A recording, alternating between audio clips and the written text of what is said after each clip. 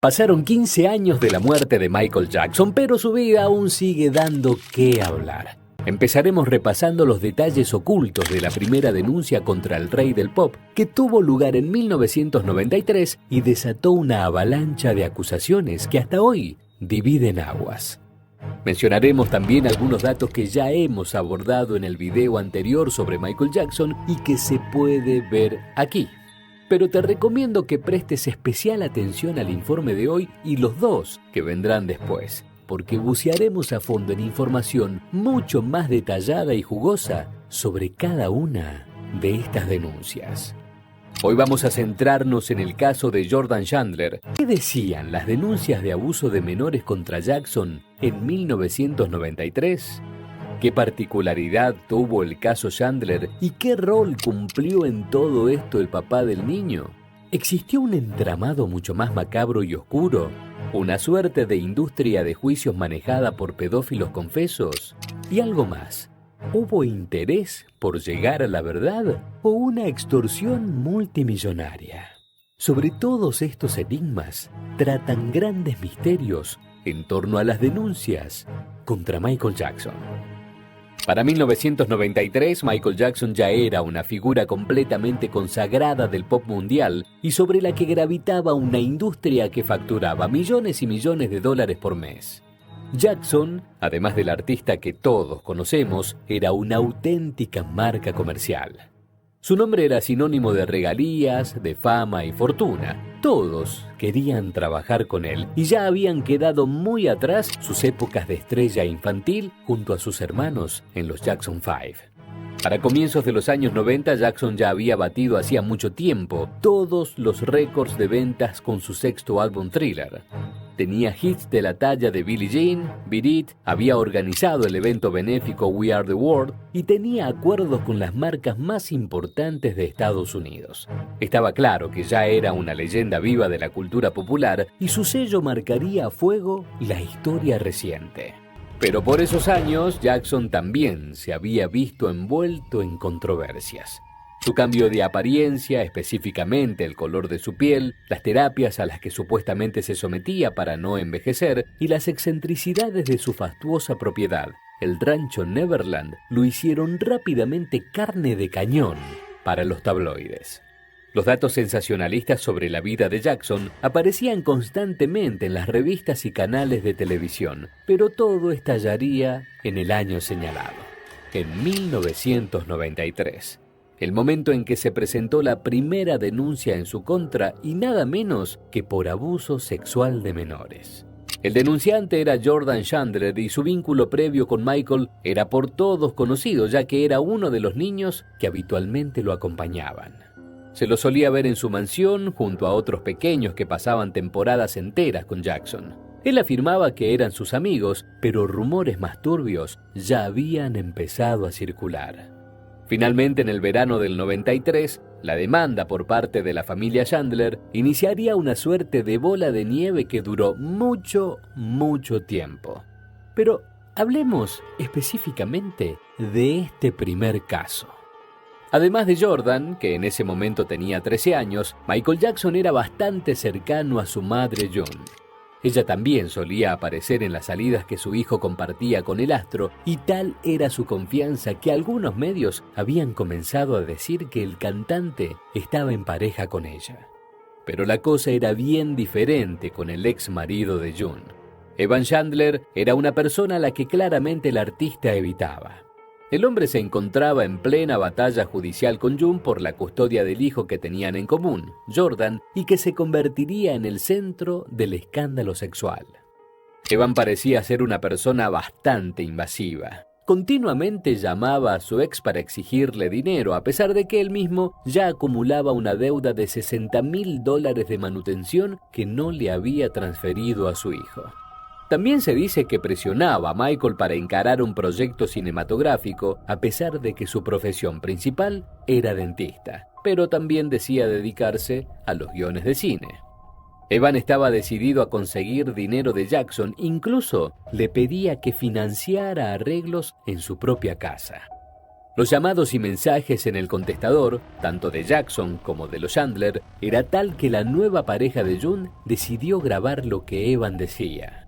Los pedidos ya se habían convertido en solapadas amenazas y más tarde en extorsiones claras. En cierto momento Evan empezó a decir que los destruiría a todos, a su exmujer y también a Michael Jackson. Adelantó que obtendría la custodia total de Jordan y que conseguiría, según sus propias palabras, al abogado más hijo de p*** para seguir adelante con sus planes. Y finalmente, se puede decir que lo logró. Uno de los mensajes más directos de Evan en el contestador decía lo siguiente: será una masacre si no consigo lo que quiero. Pero, ¿a qué se refería? ¿Qué era lo que tanto quería? Claramente, la cuestión giraba en torno al dinero.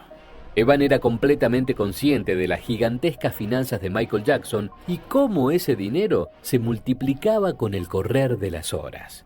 Conscientes de que las cosas realmente podrían irse de control, tanto June Chandler como Michael Jackson y sus abogados acordaron tener una reunión con Jordan para intentar arribar a un acuerdo. Dicho encuentro ocurrió efectivamente el 14 de agosto de 1993 y allí fue el primer momento en que Evan habló abiertamente de abusos sexuales. El hombre aseguraba que su hijo había sido sometido por el cantante, pero que estaba dispuesto a guardar silencio a cambio de una importante suma de dinero. ¿Cuánto?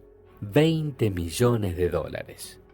La situación ponía a Jackson y sus abogados ante una encrucijada, porque pagar ese dinero sería ceder ante la extorsión, pero no hacerlo podría abrir una caja de Pandora judicial que nadie sabía dónde podría terminar. Finalmente las partes acordaron y Evan obtuvo algo más que el dinero. Pudo tener parte de la custodia de Jordan y se estableció un régimen de visitas. Todo parecía haberse calmado y Jackson pensó que podría volver a enfocarse en su carrera sin aquella tormenta de escándalo que se había dibujado en el horizonte. Pero estaba equivocado.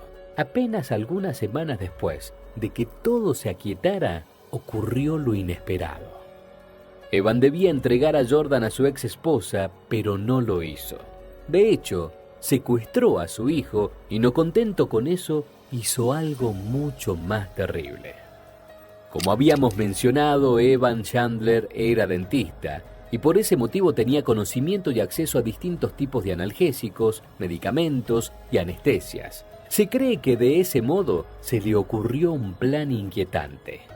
Le suministró a su hijo una fuerte dosis de una droga conocida como pentotal sódico con el objetivo de que confesara los supuestos abusos de Michael. El pentotal sódico tiene varios nombres diferentes en cada país, pero básicamente es una droga derivada del ácido barbitúrico, cuya particularidad es que posee un efecto hipnótico en el paciente. Dosis altas de esta droga son usadas, por ejemplo, para las inyecciones letales que se aplican a los condenados a la pena capital en Estados Unidos. Pero en pequeñas dosis ha sido usado para todo tipo de experimentos por demás polémicos. Hace tiempo, en el ámbito de la psiquiatría y la CIA, se lo llegó a utilizar como suero de la verdad. Se supone que la depresión que produce en ciertas áreas del cerebro hacen que el paciente no sea capaz de mentir. Pero quedó demostrado que tampoco garantizan que diga la verdad y por el contrario, hunden a la persona en un total estado de vulnerabilidad y así es más fácil manipularlos. Pero volvamos a la escena de Evan Chandler administrándole esta droga a su hijo. La situación de desprotección del menor, cuyo padre además lo tenía retenido, sumaba más y más capas de abuso. Pero el punto de Evan era sostener por todos los medios la demanda que estaba dispuesto a llevar adelante contra Jackson.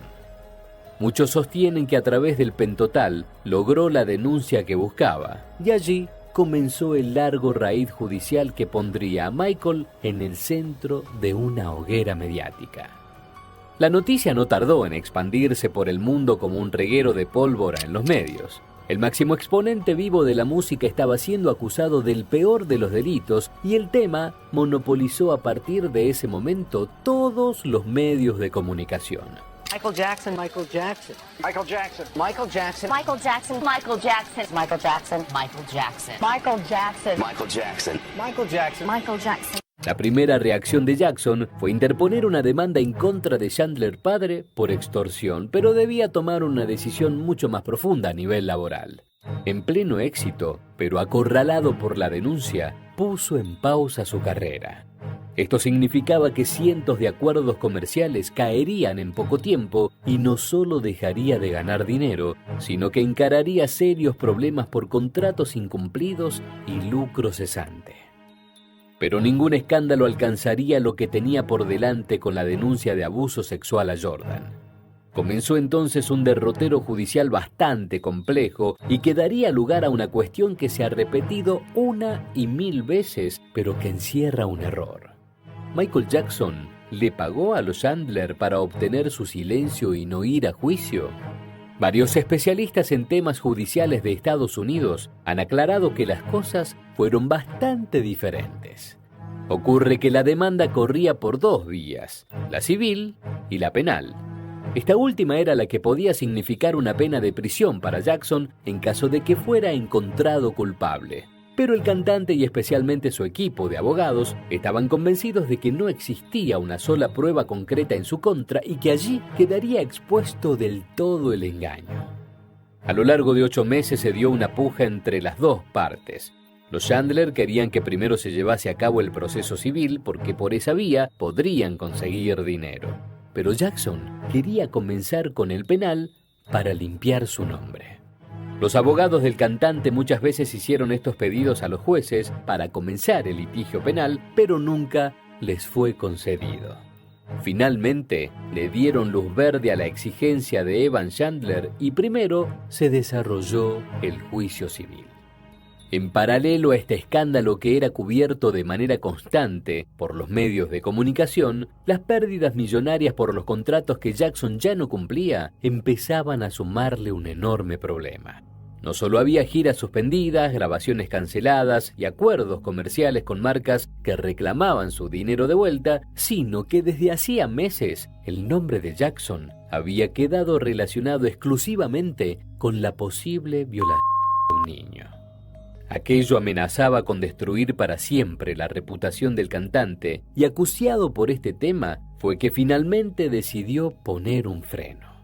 Sus abogados le sugirieron que lo mejor sería alcanzar un acuerdo con los Chandler y acceder lo más rápido posible a la vía penal y acabar con todo el asunto. Estaban tan convencidos de que en esa instancia las cosas quedarían claras que Michael estuvo de acuerdo. Así, Jackson desembolsó el dinero que exigía el proceso y que haciendo cálculos acababa siendo menos que todos los millones que perdía a diario por el impacto que la denuncia estaba teniendo en su vida profesional y personal. Pero los abogados se equivocaron en un punto clave. Al momento de afrontar el juicio penal pasó algo que el entorno que asesoraba a Jackson ya suponía. Los Chandler no irían a fondo porque no tenían elementos probatorios. Existían documentos en los que constaban descripciones que Jordan, el joven denunciante, había hecho sobre el cuerpo del cantante. Eran descripciones que solo podía conocer alguien que lo hubiera visto desnudo y que los medios se ocuparon de difundir con lujo de detalles por esos días. Sin embargo, cuando la justicia obtuvo el permiso de Jackson para que lo fotografiaran, empezaron a detectarse claras inconsistencias en la denuncia. Y aquí hay un detalle truculento porque Michael pidió que esas fotos le fueran devueltas al terminar el juicio, pero nunca más tuvo acceso a ellas. Un dato clave para el proceso penal por el caso Chandler era la supuesta circuncisión que Michael Jackson tenía en su pene, pero que luego se confirmó que no era real. Este dato acabaría siendo aclarado completamente 16 años después, pero de la peor manera, en la autopsia practicada al cadáver de Jackson. Poco a poco el castillo de naipes que Evan Chandler parecía haber construido para sostener la causa judicial empezó a desmoronarse. Cuando estaban a poco tiempo de iniciar el juicio, el propio denunciante decidió levantar la denuncia. Esto generó varias controversias, ya que muchos medios aseguraron que esta decisión se debía a un acuerdo pactado con Jackson en la instancia civil a cambio del dinero. Sin embargo, vale decir que en ese acuerdo civil en ningún momento el cantante había asumido su culpabilidad. Muy por el contrario, insistía en que era inocente y el pago de ese dinero solo respondía a poner fin lo antes posible al proceso y demostrar su inocencia. Lo cierto es que el juicio nunca llegó a buen puerto, pero los abogados de Jackson se habían equivocado en algo. Aunque a todas luces el caso Chandler parecía un caso de extorsión, el nombre del rey del pop nunca quedó limpio. Muy por el contrario, sería el principio del fin y solo la punta del iceberg de una serie de denuncias posteriores que se mantuvieron incluso hasta los años posteriores a su muerte. En realidad a Jackson le convenía que el juicio penal sí se realizara y allí poder exponer de forma más clara su posición de inocencia.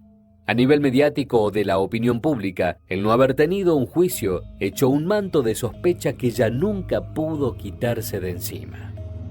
Este caso generó ciertos cambios en el ámbito judicial de Estados Unidos.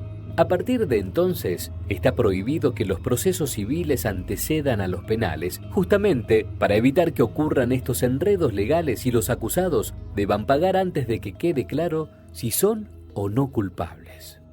Pero la historia de los Chandler no terminó aquí. Evan volvió a intentar demandar a Jackson, pero sus intentos fueron desestimados por un tribunal y lentamente también empezó a quedar expuesta su temible cara oculta. Se empezó a plantear que algo mucho más oscuro que una simple extorsión había detrás de la denuncia de su hijo. La punta del ovillo la instaló irónicamente el siguiente niño que denunció a Michael Jackson. La causa en sí no tuvo mucho recorrido, ya que según consignaron los medios de esa época, el denunciante se quebró al momento del interrogatorio policial y admitió que estaba mintiendo. Pero no se trataba de la fabulación de un menor que a fin de cuentas era también una víctima, sino de algo mucho más oscuro. Este joven dio nombres concretos de personas que lo habrían entrenado para instalar estas sospechas sobre Jackson. En concreto habló de Rodney Allen y Víctor Gutiérrez. ¿Y quiénes eran estos dos personajes que de golpe irrumpían en escena? ¿Se destapaba una trama cuidadosamente digitada o se trataba de una mera teoría conspirativa? Rodney Allen fue el primer apuntado por el segundo denunciante que más tarde contó cómo este hombre canadiense básicamente le había dictado lo que tenía que decir ante la justicia y los medios sobre los abusos sexuales a los que Michael Jackson lo sometía. Rápidamente la mira volvió sobre el caso anterior, el de Jordan Chandler, y fueron muchos los que aseguraron que el propio Allen también había hecho lo mismo con él. Con el tiempo, la historia de Rodney Allen se volvería más espeluznante porque acabó siendo condenado por 6 casos de abusos sexuales a menores. Entonces, ¿qué estaba pasando aquí? Había otra persona que entraba en escena y se trata de un periodista chileno llamado Víctor Gutiérrez. Algunos quizás recuerden su nombre por 2 hechos de por sí bastante turbios. Gutiérrez publicó un libro llamado Michael Jackson fue mi amante, que supuestamente se basaba en lo que Jordan Chandler había escrito en un diario íntimo. El libro contenía descripciones que muchos calificaron como explícitas y morbosas y empezaron a circular dudas sobre la veracidad de los manuscritos en los que supuestamente se basaba. ¿Tiene alguna prueba concreta? Porque me imagino que para poder hacer un libro no solo basta con habernos dicho nosotros que encontró mágicamente la llave en un pajar, la llave de esta caja de fondo. Claro, uno de los materiales principales que estamos publicando aquí. ¿En este libro se publica? Publicamos hasta los calzoncillos del niño que le gustaba, si lo puedes ver ahí tú, en pantalla lo podemos ver, hasta los calzoncillos que Michael Jackson adoraba del niño, el baño donde ocurrieron los encuentros sexuales, la cama del niño y también el documento privado del niño donde cuenta todo lo que pasó sobre su masturbación, los juegos eróticos, absolutamente lo más desagradable que se nos puede ver a la vista, la nota del niño que se quiso suicidar, absolutamente todo. Y el diario de vida ¿Este es un dibujo hecho por el niño? Hecho por el niño que quería suicidarse. Ahora el padre comete un gran error, le manda esta carta a su abogado y le dice simplemente, en este párrafo de aquí Pedro, le dice específicamente, negociemos todo lo que podamos antes de ir a la policía. Y si no hay negociaciones, si no nos dan el dinero, demandémoslo por abuso sexual de mi hijo. Y el diario lo tengo aquí en mis manos con letra y puño del padre, por lo cual Víctor, en toda esta historia... Pero, ¿qué clase de persona podría inventar el discurso de un niño abusado? La situación era por demás desagradable y todo se potenció cuando se conoció que el propio Jordan Chandler había negado tajantemente la autoría de esos pasajes que Gutiérrez decía estar reproduciendo textualmente. Michael Jackson, por su parte, también interpuso una demanda contra el periodista. Más cosas terribles saldrían a la luz. Trascendió que en 1968 Gutiérrez había asistido a una de las reuniones de la organización de pedófilos NAMBLA, la sigla que en inglés significa algo así como Asociación Norteamericana de Amantes de los Niños. Es reconocida por proponer que se legalicen las relaciones entre adultos y niños. Aparentemente, en el retorcido círculo de seguidores de esta asociación, el vínculo cercano que públicamente mostraba Michael Jackson con los menores de edad podía servir para ir naturalizando la pedofilia. Pero para ello, era necesario que se pusiera sobre la mesa la versión de que el rey del pop no solo era amigo de los niños, sino que tenía un vínculo sexual con ellos. Este truculento plan habría salido a la luz en la declaración de aquel segundo denunciante, cuyo caso no prosperó en la justicia. Más tarde Gutiérrez terminaría siendo condenado, pero no por causas de abusos, sino por haber injuriado a una figura pública chilena, la ex Miss Universo Cecilia Bolocco. Ella había sido esposa del expresidente de Argentina, Carlos Saúl Menem, con quien también tuvo un hijo. En 2001, Gutiérrez había afirmado que Bolocco le había sido infiel a Menem con el escritor Paulo Coelho y fue demandado por una suma millonaria. La teoría que sostienen muchos internautas, periodistas y fanáticos de Michael Jackson que defienden su inocencia es que todo se trató de un plan finamente calculado para destruir la figura del cantante, cobrar enormes sumas de dinero y responder directamente a sectores que pretenden normalizar la pedofilia. Pero por encima de estas conjeturas surge otra cuestión para nada menor. ¿Qué fue de la vida de los Chandler? Con el correr de los años, el vínculo de por sí abusivo y tóxico entre Jordan y su padre Evan se fue deteriorando a alta velocidad. No pasó mucho tiempo desde la demanda contra Jackson para que Jordan decidiera denunciar a su propio padre. No hacía referencia estrictamente a la causa contra Jackson, sino a situaciones de extrema violencia de las que habría sido víctima a manos del hombre que debía protegerlo. Jordan pidió una orden de alejamiento contra Evan alegando que había amenazado con asesinarlo y que llegó a rociarlo con gas pimienta en el rostro, generándole una severa reacción. Jordan cortó todo vínculo con su papá y se dice que después de aquel escándalo no volvió a dirigirle la palabra. En cambio, es conocida la versión de que años después se puso en contacto telefónico con Michael Jackson para pedirle disculpas. Más allá de las versiones, rumores y trascendidos, lo cierto es que Jordan se esforzó por desaparecer del radar mediático y tratar de reanudar una vida más o menos normal y anónima. Quería estudiar, formar una familia y recuperar el tiempo perdido después de aquella gigantesca batalla judicial que había convertido su adolescencia en una especie de reality show. Le rehuyó a las cámaras y más allá de haber sido captado más de una vez por los paparazzis, intentó que no volvieran a fijarse en él. En 2005, cuando se realizó un nuevo y muy resonante juicio contra Jackson, del que pronto hablaremos, lo contactaron para que se presentara como testigo y contara su verdad. Pero él se negó. Algunos incluso afirman que se mostró muy molesto y pidió que no lo hostigaran nunca más con ese asunto. Unos años después, en 2009, el nombre de Jordan Chandler volvió a los titulares cuando publicó una carta en la que admitía haber mentido con respecto a sus denuncias, pero explicó que lo había hecho por su padre. Ya podrán imaginar que la historia de Evan Chandler, el padre, no terminó bien, para nada bien. Primero fue detenido y condenado por el abuso sexual a una de sus pacientes en el consultorio odontológico. Según informaron los medios, la había drogado para abusar de ella.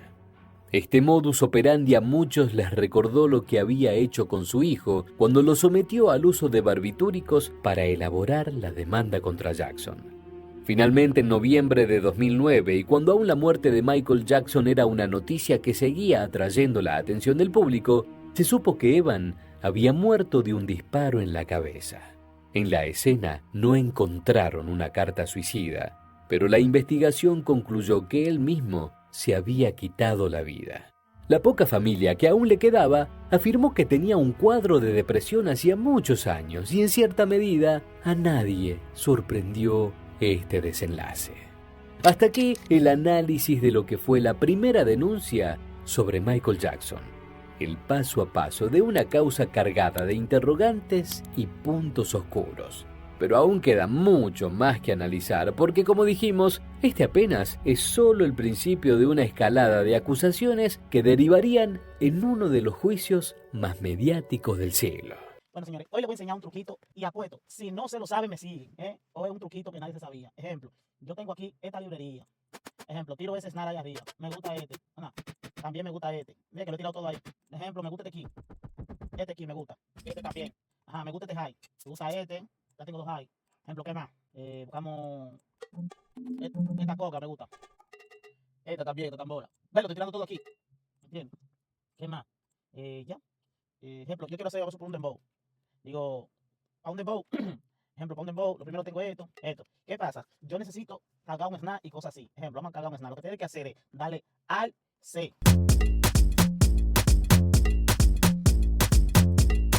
Con un solo. Si no te lo sabes, suscríbete, dale like y comenta. Apóyame ahí, que esto no te lo sabías tú, pendejo.